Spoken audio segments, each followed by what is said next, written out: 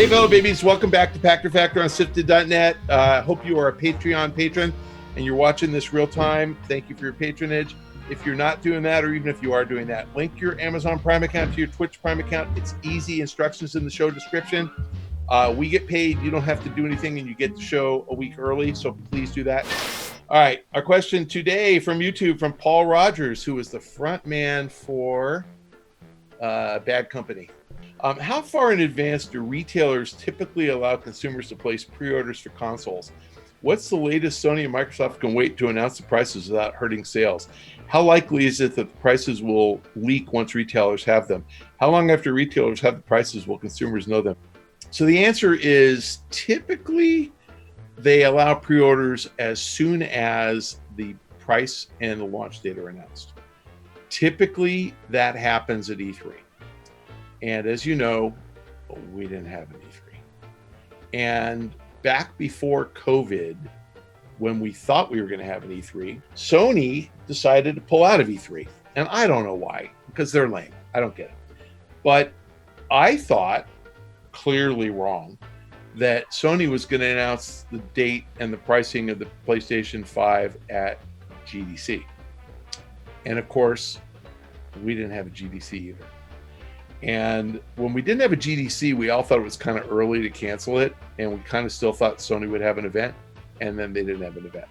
And then we thought Sony would have the big PlayStation reveal. And it, was cool. I mean, it looks like a freaking ghost floating in your bedroom. People loved the whole design and all that stuff, but no price, no date. So what's going on? Sony's waiting for Microsoft to blink. Microsoft's waiting for Sony to blink. Microsoft just doesn't care. They'll wait, and they'll wait longer, and they'll wait longer. Now, Microsoft is actually getting closer than we think, because we officially learned today that the Xbox One has been discontinued. They aren't making them anymore. And I had actually heard that a few months ago. My semiconductor analyst at work told me that the Chinese semiconductor guys said nobody's manufacturing semis for the Xbox One anymore. But Microsoft's probably pretty close.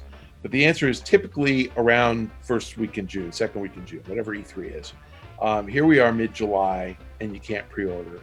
And the answer to your question, how likely is it prices will leak? 100% they will leak as soon as retailers have them. So that's the problem. As soon as Amazon has them, some guy who does web design for Amazon Canada will take a screenshot of the art that he just put together and leak it out. And there's really no repercussion. These guys don't care.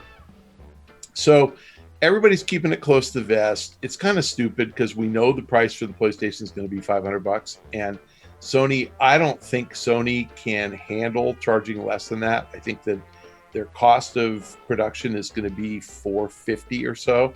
I just don't see them losing money per unit. Microsoft probably is going to cost around that, $425, $450 to manufacture. It's Microsoft's the one who might say, screw it, we'll sell it for $399. And the reason I say that is Microsoft is minting money in the pandemic. As you all know, we are working from home. So what does working from home mean? Working from home means Pachter gets a webcasting microphone, and Pachter, I can't show it to you, gets a high definition camera so he can do Pachter Factor at home. And I got all this stuff because my office bought it for me, because they were like, well, we're all doing Zoom calls. And so we want you to sound good when we're doing TV interviews and Zoom calls and stuff.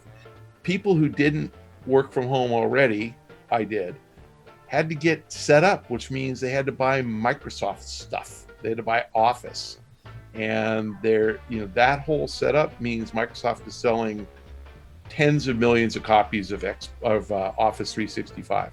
So they are hugely benefiting, and they have Microsoft Teams.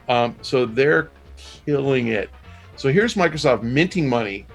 And do they really care if they sell 10 million consoles at a $50 loss? $500 million bucks? No, they don't care. They can afford it. So I think that Microsoft's waiting for Sony to say 500 so they can say 449 and not lose money. And if Sony says 449, Microsoft can say 399 and they will lose money. and they're just waiting for Sony to blink. And Sony's already given you a signal that they don't really intend to lose too much money, because they've already said that the PS5 will be supply constrained, meaning we aren't going to ship enough units to satisfy demand. That actually tells me they're not making money. The 9 million doesn't mean they're launching with 9 million. The 9 million means that they've secured capacity to manufacture 9 million. That could be their full first year. Now, I don't think that is, obviously, but it just means they've ordered 9 million, chipsets and 9 million boxes. They could still take 6 to 9 months to roll those out. So it's not really clear how many will show up day one, because you tend to make them. Let's say you think you're going to sell 12 million, you tend to make 1 million a month, and to make 12 million. And the plan is, if we really believe demand is 1 million a month, and they're not worrying about Christmas, they're worrying about day in, day out, year in, year out for the next 5 years. If they really thought they're going to sell 60 million in 5 years, they would make 1 million a month, and they'd just let supply and demand catch up with one another. And so back to the Wii, Nintendo made 14 million Wiis that first year. And you know how many they sold? 14 million. They made 19 million Wiis the second year because demand was so much higher than they expected, and they sold 19 million. They made 21 million the third year because they thought they were catching up, and they sold 21 million. And they made 24 million the fourth year, and they sold 22 million. So it took 3 full years for Wii supply to catch up with demand, because nobody wants to make a mistake and overproduce. They just don't want to do it.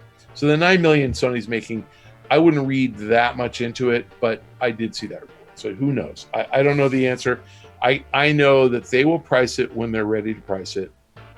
Sony may perceive that demand's going to be high at 500, and they're just going to go for it at 500, make their $50 and be super happy that they're not losing money.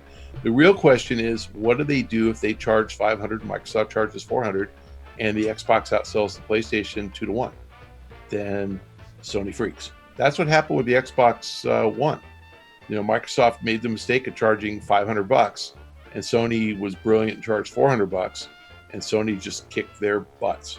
Then Microsoft dumped Kinect, dropped the price to $400, and tried to compete, and they never caught up. And I don't think Microsoft's going to necessarily do as poorly this cycle, but if it doesn't help to be priced wrong, and Sony doesn't. Sony made that mistake with the PS3. They don't want to make that mistake with the PS5. They've already blown it. They don't want to blow it again. So you're not hearing about pre-orders because neither guy is ready to reveal price. Because again, if Sony tries to charge 500, Microsoft will charge less. If Sony charges 400, then I'm surprised they haven't told us that already.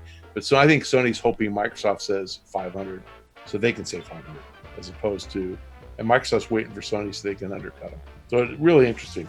And no E3 is what opened that hole, because with E3, Microsoft used to announce on Sunday, Sony would announce on Monday.